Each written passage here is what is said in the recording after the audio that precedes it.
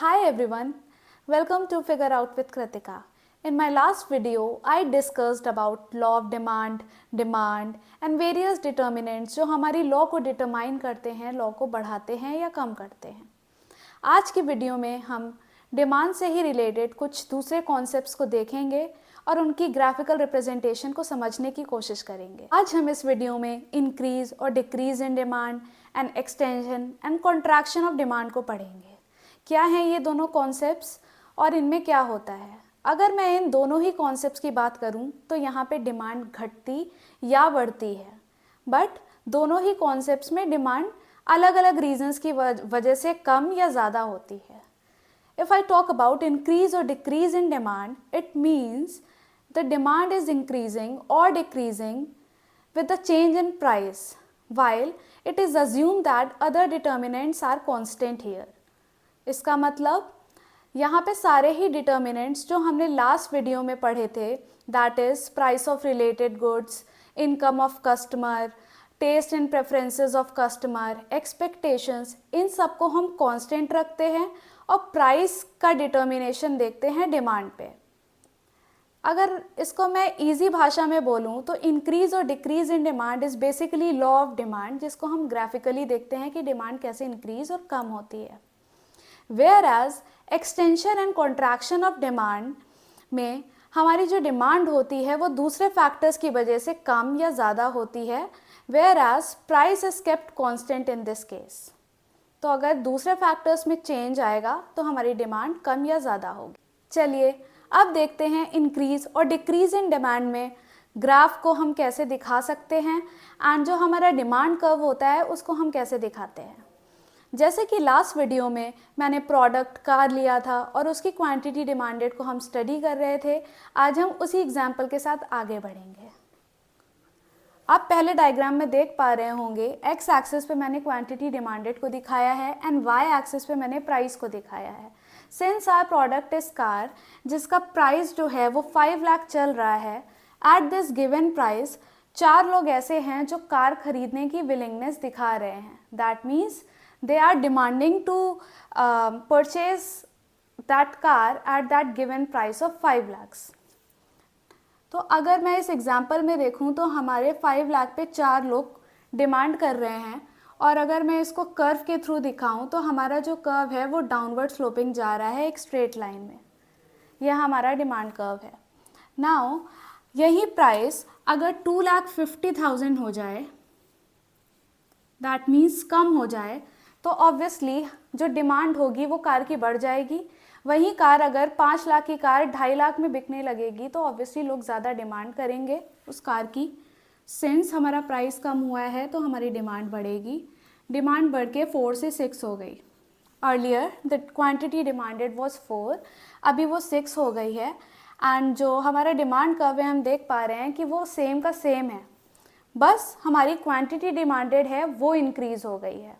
एक पैटर्न हमने यहाँ देखा, डिमांड इंक्रीज हो रही है बट ग्राफ पे कोई भी चेंज नहीं आ रहा है, डिमांड कर्व पे कोई भी चेंज नहीं आ रहा है, बस हम ऊपर से नीचे की तरफ आ रहे हैं. Our demand curve is same. This is what increase in demand is. Price के कम होने से अगर डिमांड बढ़ती है तो उसको हम इंक्रीज इन डिमांड कहते हैं. यहाँ पे दूसरे कॉन्स्टेंट्स को, दूसरे डिटर्मिनेंट्स को कांस्टेंट रखा जाता है. सिमिलरली दूसरे डायग्राम में अगर मैं देखूं तो इनिशियली कार 5 लाख की थी और 4 लोग उसको डिमांड कर रहे थे. नाउ अगर प्राइस 5 लाख से 7,50,000 हो जाता है, मतलब प्राइस बढ़ जाता है. अगर प्राइस बढ़ जाएगा तो लोग कम डिमांड करेंगे, एंड लोग कम डिमांड करेंगे तो हमारी क्वांटिटी डिमांडेड 4 से कम होके 2 पर पहुंच जाएगी. अब 4 से कम होके 2 पहुंच गई, बट हमारा डिमांड कर्व सेम का सेम है. सेम पैटर्न जो हमने इस डायग्राम में देखा था कि डिमांड कम हो रही है बट डिमांड कर्व में चेंज नहीं आ रहा है. तो एक इम्पॉर्टेंट कॉन्सेप्ट निकल के आ रहा है, movement along the same demand curve. अगर इंक्रीज और डिक्रीज इन डिमांड होता है तो वहाँ पे डिमांड कर्व चेंज नहीं होता, जस्ट उसमें मूवमेंट होता है along the same demand curve. यहाँ पे हम नीचे की तरफ आ रहे थे और यहाँ पे हम ऊपर की साइड जा रहे हैं. यहाँ पे हमारी डिमांड इंक्रीज़ हो रही है एंड यहाँ डिमांड डिक्रीज़ हो रही है. तो if I talk about increase और डिक्रीज इन डिमांड, तीन चीज़ें इंपॉर्टेंट हैं जो निकल के आती हैं. फर्स्टली, यहाँ पे सारे डिटर्मिनेंट्स कांस्टेंट होते हैं. सेकेंडली, यहाँ पे हम प्राइस का इम्पैक्ट देखते हैं क्वांटिटी डिमांडेड पे. प्राइस कम है तो डिमांड ज़्यादा है, प्राइस ज़्यादा है तो डिमांड कम है. यहाँ पे डिमांड कर्व में चेंज नहीं आता, जस्ट हम मूव करते हैं along the same demand curve. हाँ जी. तो अब हम देखेंगे extension and contraction of demand. As I mentioned, extension and contraction of demand में हम दूसरे डिटर्मिनेंट्स की वजह से डिमांड को स्टडी करते हैं एंड देखते हैं डिमांड बढ़ रही है या कम हो रही है. यहाँ पे जो प्राइस होता है वो कांस्टेंट होता है, प्राइस में कोई भी चेंज नहीं आता. तो if I talk about extension of demand, तो यहाँ पे our demand is increasing but the price is constant. जो प्राइस था वही मार्केट में चल रहा है, प्राइस में कोई चेंज नहीं आया है. दूसरी चीज़ों की वजह से डिमांड इज इंक्रीजिंग. अगर मैं पहले डायग्राम की बात करूं तो 5 लाख हमारा इनिशियल प्राइस था कार का and 4 people were willing to purchase that car at the price of 5 lakh. तो हमारा डिमांड कर्व जो था वो डाउनवर्ड स्लोपिंग था. ये हमारा इनिशियल डिमांड कर्व है, इसलिए मैंने इसको D0 से डिनोट किया है. नाउ सपोज जो कस्टमर्स हैं उनकी इनकम बढ़ गई. जो हमारे कस्टमर हैं, सपोज उनको सैलरी हाइक मिल गया या बोनस मिल गया या कुछ भी करके उनकी जो इनकम है वो बढ़ गई है. Since there income is increasing, obviously वो ज़्यादा डिमांड करेंगे, मे बी उनकी परचेजिंग पावर जो है वो बढ़ जाएगी. एंड परचेजिंग पावर बढ़ जाएगी तो जो डिमांड है कार की वो भी बढ़ेगी. डिमांड कार की बढ़ेगी तो 4 से सपोज 6 पे पहुंच गई हमारी डिमांड. ठीक है, अब 6 पे पहुंच गई एंड हम ये अज्यूम करके चल रहे हैं कि हमारा जो प्राइस है वो 5 लाख का 5 लाख ही है, उसमें कोई चेंज नहीं आया है, बस डिमांड बढ़ रही है. तो डिमांड हमारी 4 से 6 पहुंच गई है एंड प्राइस जो है हमारा वो सेम है. तो यहाँ पे हम एक पैटर्न देख पा रहे हैं कि हमारा जो डिमांड कर्व है इट इज़ शिफ्टिंग राइटवर्ड्स. मतलब लाइक हमने इंक्रीज और डिक्रीज इन डिमांड में देखा था, डिमांड कर्व में कोई चेंज नहीं आता था, डिमांड अगर बढ़ती थी या कम होती थी. बट यहाँ पे our demand curve is shifting rightwards. Demand बढ़ रही है तो हमारा जो डिमांड कर्व है वो राइट साइड की तरफ मूव कर रहा है. ये तो हो गया हमारा extension of demand. When demand increases because of determinants other than price, then it is known as extension of demand. Price constant है, दूसरे डिटर्मिनेंट्स की वजह से demand is changing. Now look at our second diagram. यहाँ पे वही same example है. 5 लाख की कार बिक रही है एंड 4 लोग उसको डिमांड कर रहे हैं. नाउ सपोज जो कस्टमर्स हैं उनकी प्रेफरेंसेस बदल गई हैं. पहले लोग टाटा की कार को प्रेफर कर रहे थे, but now because of technology, design और ब्रांड प्रेफरेंस, किसी भी वजह से लोगों के जो टेस्ट एंड प्रेफरेंसेस हैं वो हुंडई की तरफ शिफ्ट होने लग गए हैं. सिंस उनके प्रेफरेंसेस बदल गए हैं तो it will impact the demand of Tata. अब टाटा की जो डिमांड थी वो 4 से सपोज 2 पे पहुंच गई और हमारा जो प्राइस था, जो टाटा की कार का प्राइस था वो 5 लाख का 5 लाख ही है. बट कस्टमर्स की प्रेफरेंसेस बदल गई हैं तो डिमांड कम हो गई है टाटा की.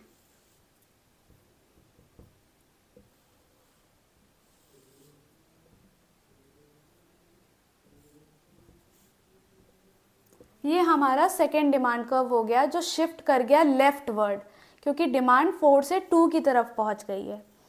सिंस डिमांड हमारी जो कम हो गई है तो हमारा जो डिमांड कर्व है वो भी लेफ्ट वर्ड शिफ्ट हो गया है. यहाँ पे भी सेम पैटर्न हम देख पा रहे हैं. Demand curve is shifting, demand curve change हो रहा है. यहाँ पे डिमांड कर्व, हम सेम डिमांड कर्व पे मूव नहीं कर रहे, demand curve is actually shifting leftwards. तो this is contraction of demand. When demand decreases because of other determinants like price of related goods, taste and preferences, income of customers, etc. It is called contraction of demand. Now, यहाँ पे भी हमें 3 बातें याद रखनी हैं. Firstly, contraction और extension of demand में प्राइस की वजह से नहीं, अदर डिटर्मिनेंट्स की वजह से डिमांड इंक्रीज या डिक्रीज होती है.